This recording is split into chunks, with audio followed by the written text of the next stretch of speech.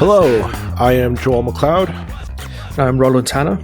And welcome to this episode of the 905er. If you've been following us on online the last couple of days, we've been promoting that we were panelists this Tuesday past with the Community Climate Council's webinar on Highway 413. All this stemmed from our episode with Sarah Buchanan a few weeks ago on Highway 413. Roland, what were your thoughts on the experience? It was great. I really enjoyed it for a number of reasons. First, it was like I was saying it in an email. They should come up with a name for it. It's like a power workshop or something like that. The whole thing happened in an hour. We had almost the same number of speakers you'd have in a day. And I really liked that because although you were left at the end of the hour going, hey, you could have spent longer on this and we could have spent longer talking, it was like the meat of a much longer workshop was sort of done really quickly. And I it's like, wow, I could do another one of those this evening and not feel, like I'd turn my brain to mush. I like you and I have been to many conferences and stuff like this. And I mean, by the end of the day, you're right. Your brain just turns to mush. You're like, oh my gosh, this thing, another speaker on. And with the best will in the world, with the absolutely best will in the world, you end up kind of bored. And yes. I have never, ever left a workshop or a meeting or anything thinking, oh, I could have done with more of that. That's the first. So congratulations on that. That's not really anything to do with the subject area. I just thought it was awesome. And, every council meeting, every committee you're part of could learn lessons from that kind of give yourself a really tight deadline and just do it. But the subject area also was hugely important. So Highway 413, that we've talked about a few times now on the podcast. This group, the name's just gone out of my head. The Climate Community Climate Council are a youth-oriented group that is kind of works under the auspices somewhat of environmental defense. Really good group of people, and I mean, obviously, they are focused on the Peel region, I believe, is kind of right. Where they're primarily focused, but it's obviously relevant to a wider area. But the 413 obviously goes right through that whole area, and I think very much that this is a cause for a younger generation that my generation, to an extent, certainly my parents' generation, were the road builders, and an awful lot of I hate saying millennials, but millennials and people who are just at the younger age of the scale don't drive a lot anymore. Don't bother learning to drive in the way that we did, where it was a rite of passage. Certainly, if they live in a city. The people I know live in Toronto often don't have cars. Just looking at mobility in a different way, it's unfortunate that we're going to have to fight this fight against a backwards, unimaginative government from yesteryear in a lot of ways. I really feel it's a shame we're going to have to do this. I'm very optimistic that it can be stopped. The first speaker mentioned that the federal government has the option to insist on a full and proper environmental assessment rather than the province getting away with some kind of shortened version. And the reason they want to shorten the environmental assessment is A, they don't believe in any kind of consultations with anybody ever, and they know the environmental assessment would come back with all kinds of objections to the road, as the previous one did. So that's one line, is to get the federal government to do what it can to insist on the right procedures. We're not asking for them to step into a provincial matter. We're asking them to insist on the procedures that are in place being obeyed. Mm-hmm. It's so important, and it's so important also that people get the message that objecting to these things loudly and vociferously does actually work. It may not look like it's working, but it does. Well, what I was amazed by the conference for a webinar. We asked at the start how many people they had attending, and they were estimating about 100 to 100, maybe a little bit over 100 people had signed up to participate, and there was a good turnout for the webinar. The speakers that they had, I mean, we were just two schlubs on the agenda, but they had three other. We shared the stage, so to speak, with three other people. I'm just going to read their names out. James Olofs, Irene Ford, and Jenny Lefortier. The latter two are. I was impressed by them because they were very much just regular citizens. They're not professional politicians. They're not professional advocacy people, but they're very clearly passionate citizens who live in areas that are going to be directly impacted by this highway. If I'm not mistaken, it will go pretty much in their backyard. And then James is from Toronto, urbanized Toronto, and he's against it. And so it was very clear that the objection to this isn't just, NIMBYism. It's very clear that there's a very educated and, dare I say, informed and emotional response to this project. There are people who look at it as, it's coming through vital farmland that is vital, not just to Ontario, not just to the 905, but really, if you think about it, to Canada as a whole. This is farmland this is where Canada grows its crops. This is all connected. And if you take a step back and you think about the agricultural business, the agricultural industry is vital here in Ontario. It's I believe I've rather read somewhere that it's the top or second largest industry here in Ontario. And rightfully so. It's often underestimated. And and this highway just going to cut right through pretty much the backbone of this industry. The areas that are needed this is vital. It's an important soil. It's important and some fertile ground that grows food for us. It's wetlands that protects our environment for wildlife and endangered species in some cases. And it's very clear that this is stirred up a passionate storm for not just the speakers, but the people who were attending. We went into breakout rooms online afterwards, and there were people who are. You could tell that the average person is very much stirred up about this. This isn't. I don't think this is going to go away anytime soon for the Ford government. Well, and I think they count on the fact that many people, perhaps particularly people from younger generations, assume that there's nothing they can do, and assume that their voices will be ignored. And it's certainly the case that all levels of government have an ability to ignore people.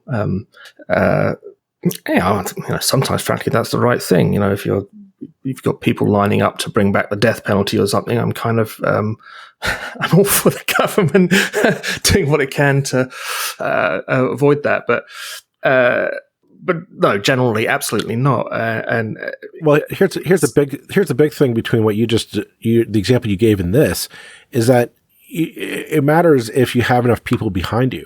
If there's a large enough movement, and this is one of the points that I was making to in the breakout room that I was in, that the biggest myth in politics is that your voice doesn't matter. It's the idea that I send an email, I call my MPP's office or my MP or my counselor's office, and they don't respond back.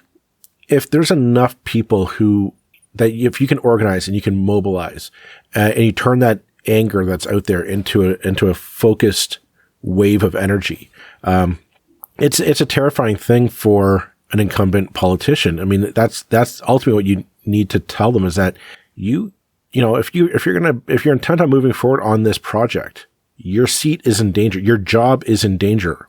Because if you think about it, they only have 2 years left in office. Yeah, kind of 18 months, really. Yeah. So if they have all that time to either sell you to change your opinion, or you can say there's more of us, you need to change yours. And that's it. And here's the other thing, that if you live in the 905 region, particularly if you live in the urban 905, you're the kingmaker, not just in Ontario, but in Canada, amazingly enough. Toronto is basically NDP Liberal. The Conservatives made some inroads in there in the last election, but not huge ones. On the peripherals, like Scarborough and Etobicoke. Yeah. Toronto, where an awful lot of seats, they're always going to be progressive. They're never going to be conservative. The most rural parts of Ontario are by and large conservative. They're always going to be conservative. They're not going any other way anytime soon. So where does switch? The 905. So unfairly is a very unfair product of the way our electoral system works, but it just so happens to be that if you want to get the Conservatives out, it's the 905 what will do it. Mm-hmm. So a road that destroys things that people are attached to and value for a purpose that really the argument for this road is completely absent. I mean, even if I were a fan of highways, this wouldn't be the one I'd be building first. Well, the only argument that is being made for the highway is our population is going to grow. We need infrastructure to match it. Okay, interesting. At face value, yeah, you're going to agree with that. Except that argument was also made for the 407. That argument was made to build the 407. The population is growing. We need to get traffic off the 401. Let's build the 407, and that's going to alleviate congestion on the QEW, the 403, and the 401. That has not materialized. As we said in the webinar, you drive over the 407, pretty much at any overpass along it, and you're going to be looking at like an empty roadway, a very underutilized roadway that is nowhere near the capacity that it needs to be to properly function as a decongester. I don't know if that's the right word for the 401 traffic. Adding another highway that goes upwards of King City, way out of your destination to go around Toronto. I don't see the. I just don't see the feasibility of it.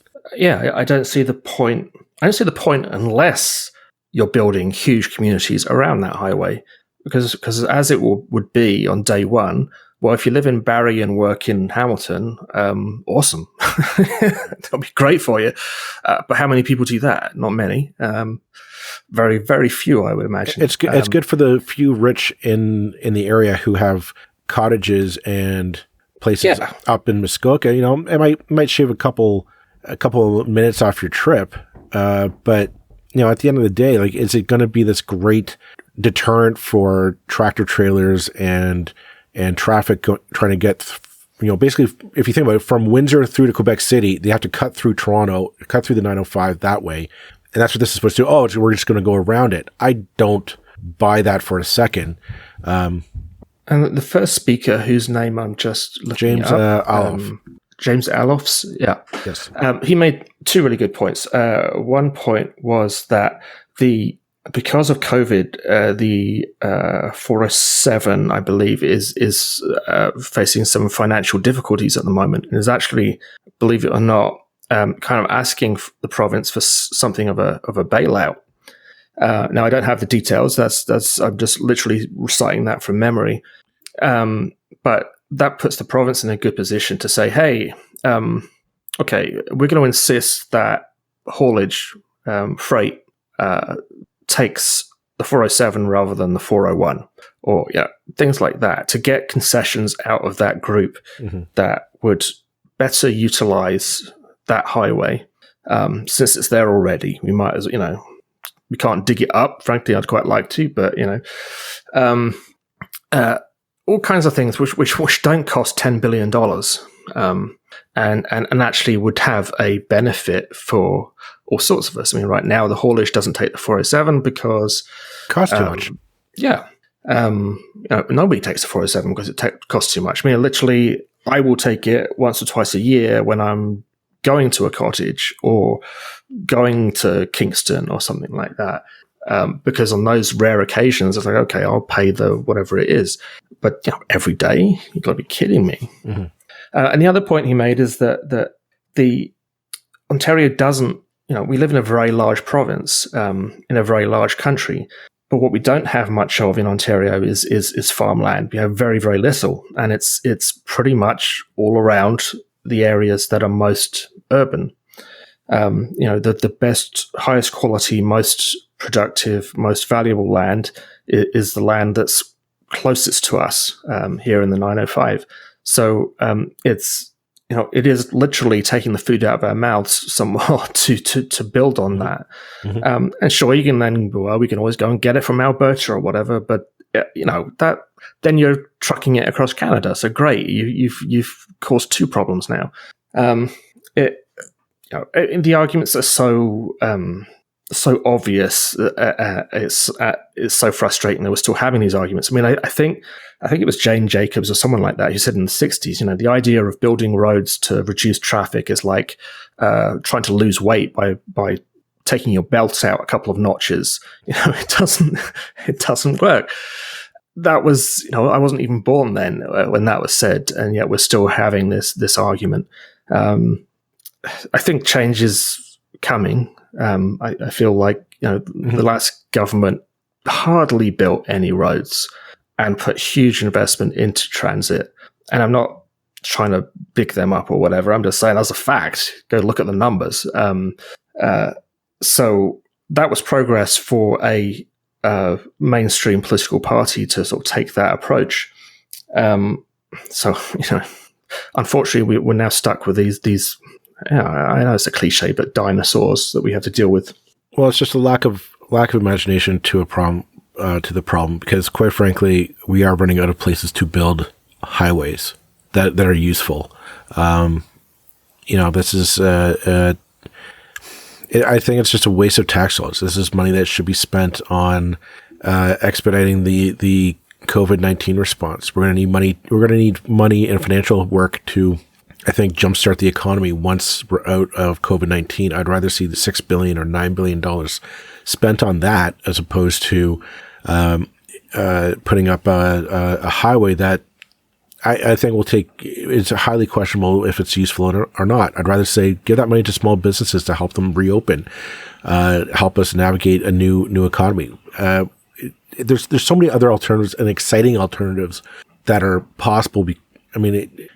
This pandemic has shown, I think, has given us a few options that we really never considered before. But the fact that all of us are working from home, we're all working from, a lot of us are working from home. We're no longer commuting. Everybody says, "Oh, I miss going out for a pint at the bar with my friends, having a backyard barbecue." All that. I've never heard anyone say, "Oh, I really miss the hour-long commute." That's what I really miss. I really miss going into a meeting every day, every Monday morning. It's. People are, I think, for the most part, are enjoying working from home. They enjoy the much greater flexibility that it gives them in their work-life balance, and stuff is still getting done. I'd be more interested in seeing a government trying to encourage that through either tax incentives or just, help saying if you want to drop all those Bay Street offices, if you want to drop a couple floors off your lease, we'll help you buy out leases with your landlords or something. Again, a better use of that $6 or $9 billion than. Well, you know what? I mean, seriously, if we were to say, okay, let's give up some of those office blocks because people can work at home now. And, frankly, they've been able to work at home for 20 years. It's crazy it's taken this long. It's taken a global catastrophe to bring it about.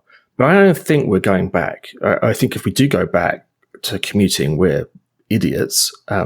But you know what? We've got a housing crisis for affordable housing. What about you taking some of those office blocks and turning them into affordable housing in really nice parts of downtown Toronto? Wow, that would be cool. Yeah. It's like, how many birds do you want to kill with how many stones? Well, if you think about it, this is a bit of a tangent and a sidebar, but if you think about it, if you take some of those floors and convert them into condos, think of the nightlife, the restaurants and small businesses that would pop up in downtown Toronto. Think of like the vibrant atmosphere that, if a few millennials being able to afford a condo in, First Canadian Place or Scotiabank Tower or the RBC Tower. And then, they're able to work from home, or better yet, maybe they just get in the elevator and go down 2 flights of, 2 stories, and they get off and they're into their weekly meeting or whatever. That's the future I think we could be embracing if we had the imagination to go for it, which would, again, alleviate the need for the traffic solutions of just building highways going forward. There's so many exciting options that are out there. I don't think this government is really embracing. I'm not going to say for reasons why, because quite frankly, I don't know the facts of it, but I just think there is a bit of a lack of imagination on part of the Ford government. Well, I think the conservative ideology always seems to me, and maybe I'm being unfair, but no, I mean, it seems to me at its most positive, an ideology based on everything's just fine. Can we just leave it alone? And if possible, can we go back a few years because it was better then? It wasn't, study history. It's never been better then. We're very fortunate to be living when we live now. We have so many possibilities that would make life better for people. And it's like, again, one of my favorite hobby horses is trying to design a better Conservative Party, or a better progressive Conservative Party. So telling them what they should be doing. Waste. What's the most wasteful thing that we do? Get in a car with one person with a 2 to 6 litre engine, burning fossil fuels, pile up a highway to somewhere that has a computer in it connected to the same network as your computer at home, and tap away on a keyboard, and then get in that engine, drive it all the way back. It's the most wasteful, pointless thing. I would love to see the progressive conservative or any party become more of an innovation party. I think coming out of COVID, where we should have more investment in infrastructure, not highways, obviously, but more fiber optic cables. You and I have had this running joke offline of how horrible internet is, and we live in an urbanized area. We live in Burlington. It is not rural Ontario. It is not. We're not out in the sticks. We are very much in urban areas, and our internet, the number of times we've had issues with internet connectivity is astounding. And I said, this is the 21st century. This internet is kind of like almost like turning on the water. And we don't, to me, I said, any party that wants to, I think, really be progressive or innovative should be looking at stuff like that. How do we build that out? Not just in the urban and suburban areas, but the entire province, into the rural parts as well. Do that. How do we encourage more working from home and a better work-life balance? And it's again, the Progressive Conservative Party has in their mindset of this, this idea of, dad gets up, puts on the suit, goes into work, comes home at 5. It's like, that doesn't even work anymore. People are working 2 or 3 jobs just to put a rent payment in that month. It's not. We should be doing things better and more smarter than what we're doing them currently. Yeah, doing smart. And that, to be honest, they'd really have to work to ever get my vote. But I would have respect for a progressive Conservative Party that was like, you know what, we've always been talking about getting rid of waste. We've always gone after government waste, and sure, you want to go after that. The truth of it is, you'd be surprised how little government waste there is, in terms of programs at least. What there is, though, or what we know, because we do it every day because we have no choice, is huge amounts of waste in the way we live that can be eliminated without inconveniencing anybody and actually making our lives a hell of a lot better. I grew up in the kind of the equivalent outside London of what Burlington is outside Toronto. And everybody in my family commuted, and I was like, I'm damned if I'm doing that. Every day into London and back. It's no one enjoys it. No one wants to do it. But now we have the potential not to do it. Back in the 70s, there wasn't a choice.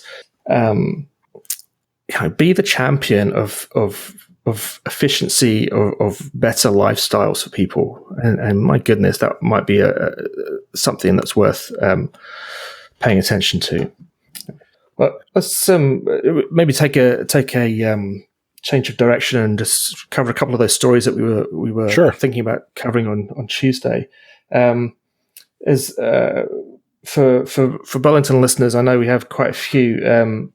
It was if those of you remember the 2018 election in Burlington, which was quite a contentious one, just before the election happened, right during sort of campaign season, there was a property development proposal from Reserve Properties Limited for a building on Brant Street directly opposite City Hall. And the proposal was, if I remember right, 24 stories. And it would have, or it will form a kind of twin tower, a double of another tower, which is even taller, I think 27 stories across the road, being developed by another developer. Now, the long story short, this went to LPAT, and it went to LPAT as the first appeal to go to the new LPAT at that time, under the rules as they had been brought in by the Wynne Liberal government. And it's the only appeal in Burlington that has proceeded under those rules.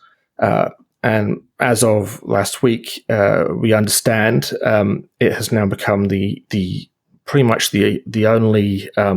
Well, I think the last sort of victory in terms of the OMB or LPAT that Burlington had, the sort of out and out victory was to do with I think it was in Ward 4 or 5. It was back in about 2018 as well. Since then, we've mainly been seeing negotiated settlements on all these appeals. Now, Reserve Properties, it isn't a win technically. What's happened is that Reserve Properties have withdrawn their appeal against the city's decision, which was for a 17-story building. Now, what could happen? I do think this is good news. I think it's very interesting news, whether it's good news or not. The Reserve Properties can go ahead and build something of 17 stories, which was not what citizens certainly wanted at the time, and there's a whole lot of kind of information which I wrote about on our website if you're interested in the details about why 17 stories was allowed at that place when right next door it would have been only a maximum of 11.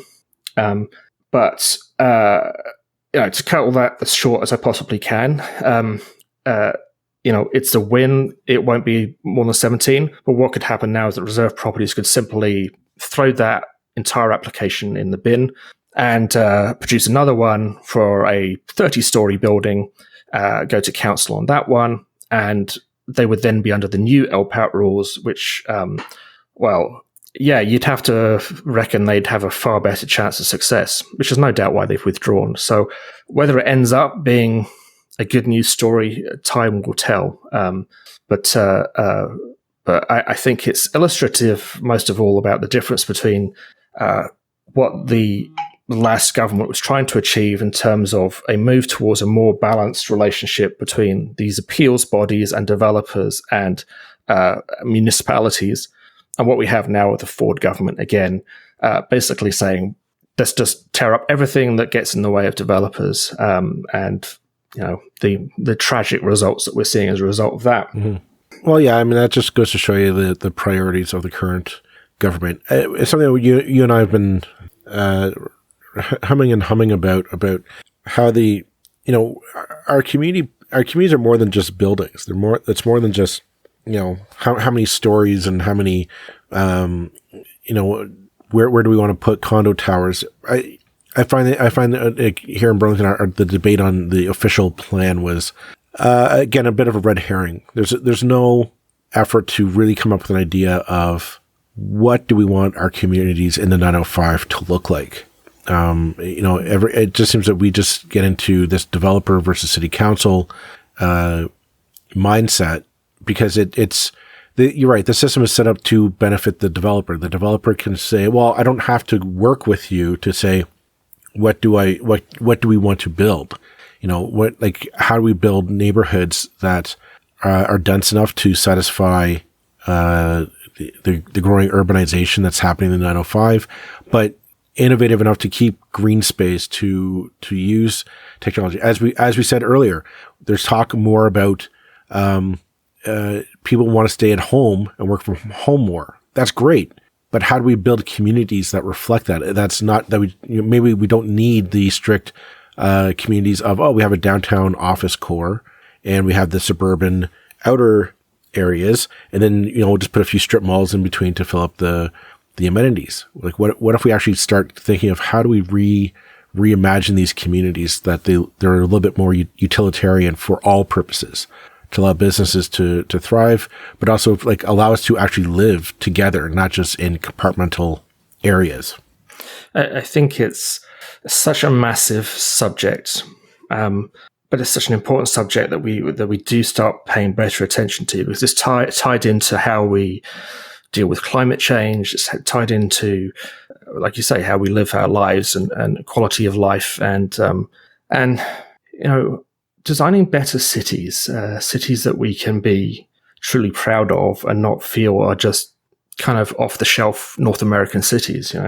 There's so I feel, and I'm not enough of an expert to really say this, but I feel that the entire way the zoning system of North American cities is ultimately not helpful, because it comes down to this negotiation, which is very adversarial over the zoning on each piece of land. And in theory, the city says what you can build anywhere, and in practice, it's all up for debate. The debate in recent years in Ontario has particularly been about downtown areas, because in effect the province has said we're going to take a lot of the responsibility away from municipalities about what happens in your downtowns, which again is kind of was proved to be problematic. The intentions, I believe, were good, but again, this idea that the way we do things is the only way things can be done is a mistake that's made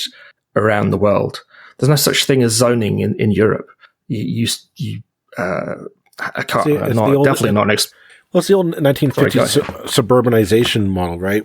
As everybody left this, if you think about it, even in North America, the city was built around like the European model. Like if you go back far enough in your head, you had the colonizers come over. They settled the land.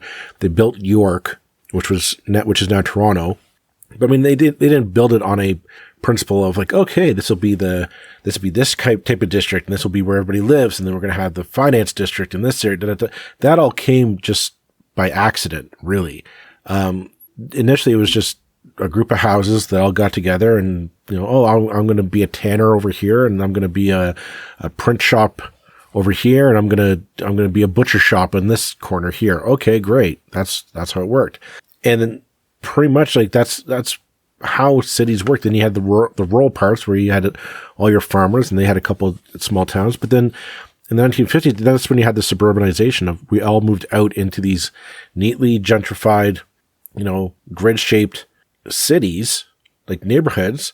And that's pretty much for the latter half of the 20th century is how we lived our lives, was this idea of, this is where you're supposed to go. You move out of the city and you move into this cookie cutter lifestyle. The grid mentality, it's produced some wonderful cities. Obviously New York is laid out on a grid, and one of if not the they had to, because it's an island. Yeah, that's true. New York City is an island, or they built a grid pattern because there was just we just need a couple hectares of land. Okay, well, just build a grid, and that's what worked. But I think what we need to. And that's it. Also, that's what's working with our current highway problem. Going back to the beginning of this episode, we're just like, we people need to drive back and forth. And so, no, what if we reshape the way that we're thinking of this? What if we thought about what do we need to get around for? There's a lot of coming out of this pandemic, and I know I'm beating a dead horse here. There's a lot of interesting ideas. How do we want to reshape our lives? How do we want to live now? Not just like, okay, we're safe now, we can go and interact, but what have we really missed? Do we want to go back into just I got to get up at 5 so I can get on the highway to go into my office job? Or do you say, no, I like seeing my family when I wake up in the morning. I like having a cup of coffee with them and then logging on and doing some work and making a few phone calls and all that. And if you do work a frontline job, do you want it to be something a little bit closer to home, not something that you have to rush into, into another community to do? There's so many possibilities that we could, if we just sat down and put the people first, as opposed to the rush to just build something, right? Instead of just taking the time and saying, how are people going to benefit from this? How are people going to work better, live better, interact better? And you think of, when I did stress, so we work from home, we work from our home office most of the time, we communicate over the internet with our colleagues rather than driving to see them every day. And then at the end of the day, well, because we're not spending 2 hours or an hour and a half in a car, you can take a wander down to a nice pedestrianized city downtown, where there are restaurants and patios because the cars aren't plowing through the main street anymore. And we socialize with our family and our friends more than we used to be able to. So we're seeing a bit less of colleagues in person, a little bit less socializing then, but a lot more socializing with the people who mean the most to us. Why is that going to be so difficult to make happen? And look, is there anybody listening who thinks that sounds like a bad vision? I would love to hear from those people that if you honestly think that's a bad idea, the idea of I work from home, or and I put in my hours of work, but at the end of the day, yeah, I can walk to an area of restaurants and boutiques and actually be a human being with my friends and family. Like, to me, I'm like, that's what you work for. Is you work to be with your friends and family, to enjoy their company and enjoy their life. I think for most of us, for most of our lives, that kind of thing is it's rare that you can do that, particularly on a weekday, because you get back from work, you've got to take the kids to whatever you've got to take the kids to. You've got to iron a shirt for the next day. You've got to fill the car up with gas. You've got to, all these things get in the way of lifestyles that do exist in other parts of the world and that never went away. I mean, again, I hate to keep on banging on about Europe. I don't want to be like this guy who's like, I used to have a friend who was from Germany and we just made fun of him for Germany is so much better. I don't want to sound like that guy, but we do have to recognize that there are certain things they really nail.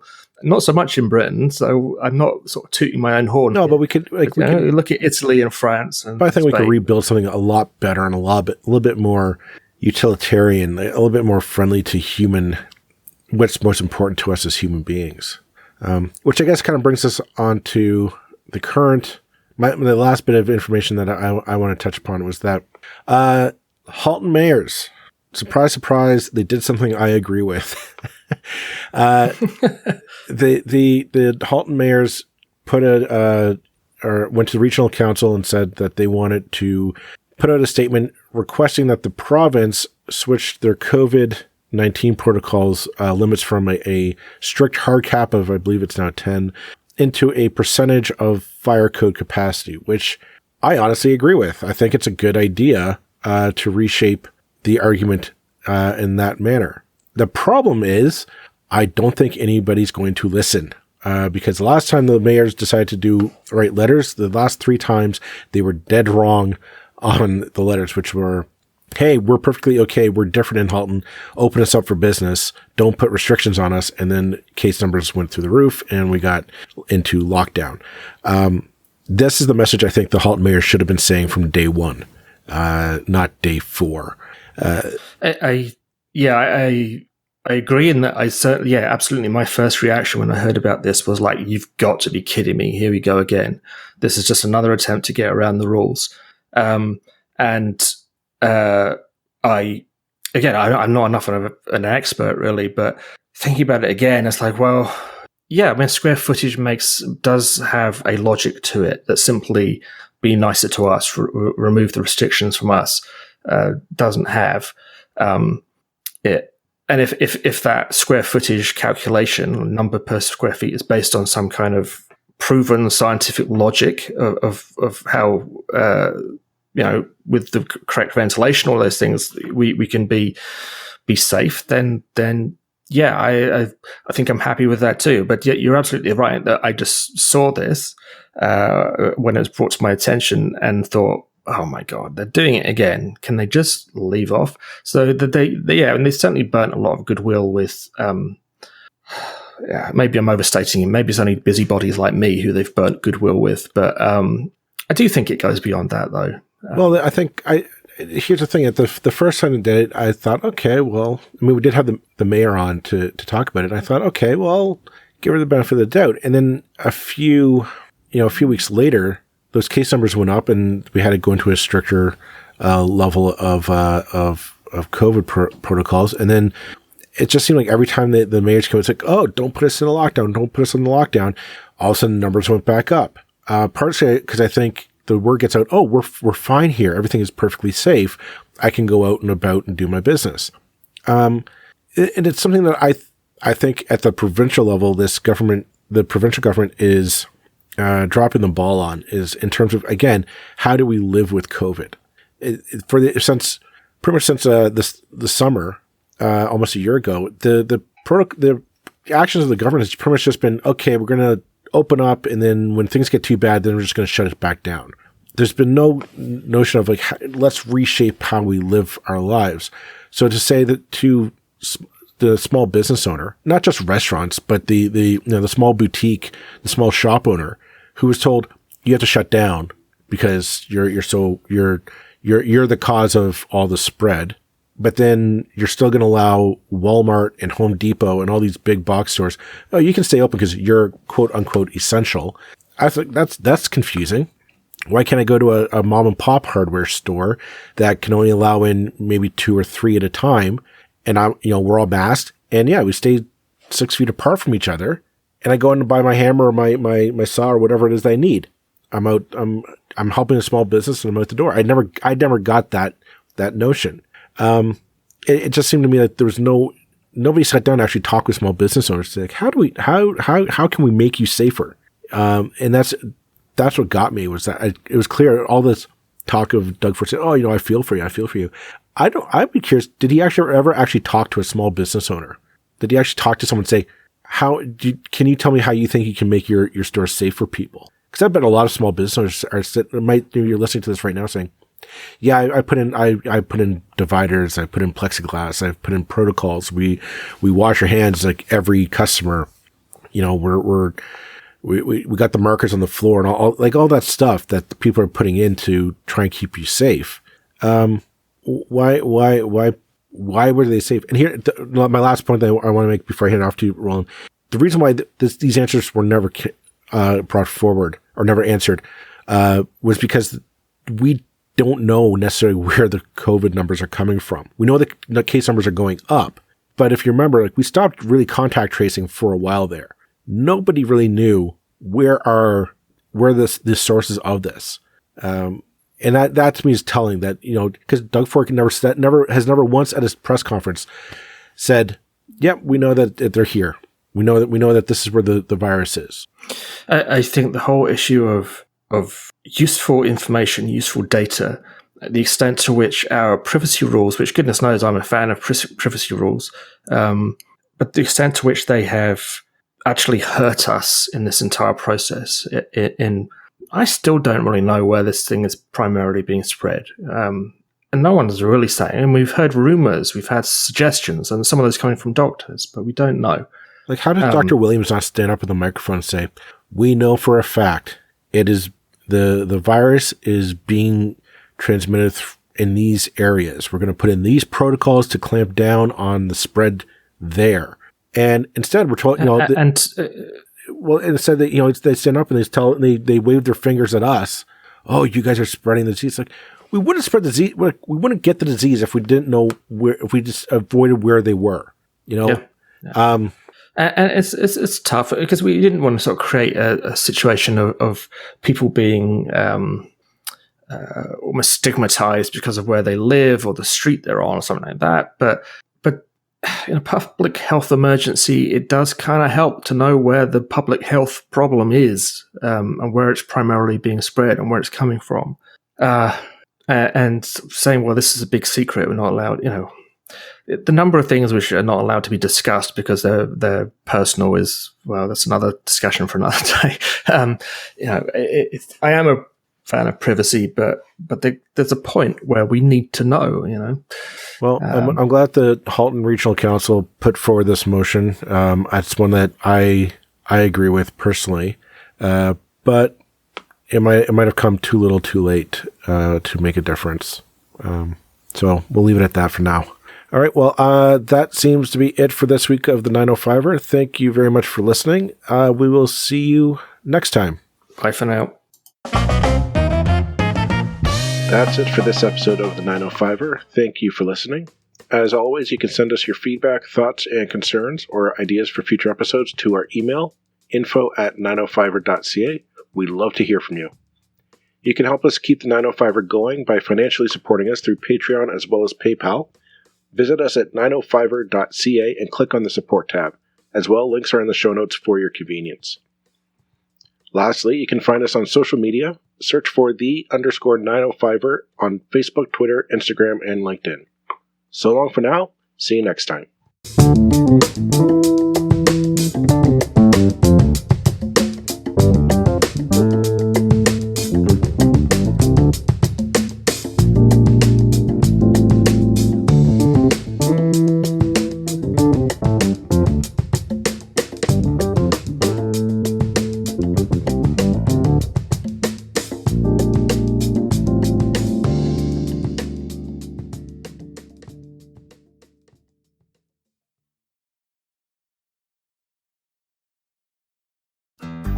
Looking to make the most out of this life and optimize your personal wellness? Then check out the Natural Man Podcast. Join me, host Mike C., as we explore all areas of human wellness, physical, mental, and emotional. Learn strategies to optimize your own well-being and be in the driver's seat of your own health. Remember, your doctor works for you. Learn biohacks, neurohacks, ways to improve sleep, and ways to optimize your body and your mind. Check us out on Apple, Spotify, the Fountain app, and at naturalmanpodcast.com.